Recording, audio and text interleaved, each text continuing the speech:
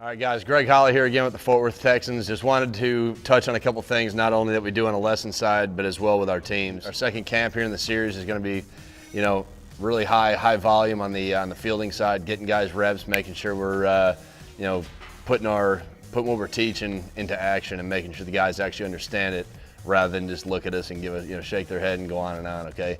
3 things we want to cover real quick is first off, your feet. Then we want to get your hips, and your body in a good position. And the last thing is we'll be talking about, working with our hands.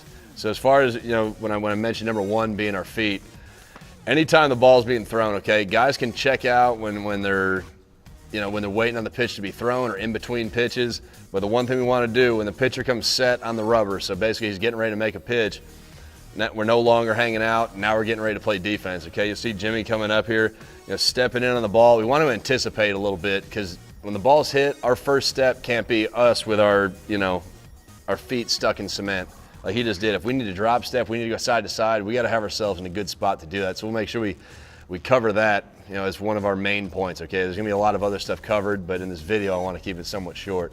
Second, we're talking about our hips, okay?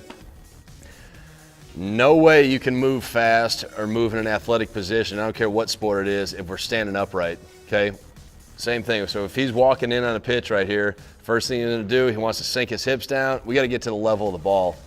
The game slows down for us if we get to the level of the ball and it's not, 5 feet away from us or seem like it's super high from our eyes down to the ground, okay? So that's one of those ones. Is it fun because it makes your legs burn and it actually is work?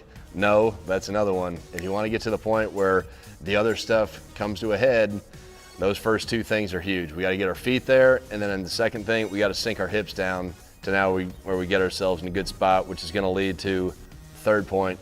We have to get to a point where we have soft hands, okay? Our hands got to be soft and get them down. It's a lot easier to play down to up, and what I mean by that, if the ball's down and it takes a hop, it's easier to come up on it than it is if we're playing up anticipating a hop that never happens, the ball goes through our legs, all right? That's one of those ones, again, you can't do one without the other. You can kind of Olay one if you want to call it that, take a stab in the dark. But getting our feet involved allows us to get in a good spot. Getting our hips down is going to slow the game down for us.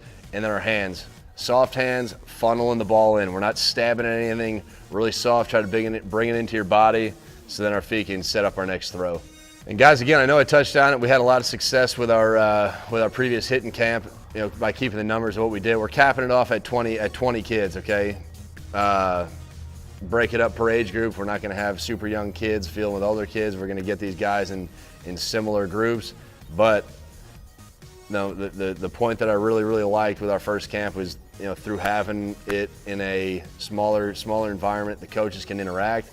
We can take time to explain stuff. We don't have to worry about explaining it 50 times over. Okay, we're going to have groups of 4 kids per one coach or 5 kids, whatever the number ends up being based on enrollment. These guys get a lot of individual attention, which then again will carry over and make sure that the information we're putting out gets absorbed.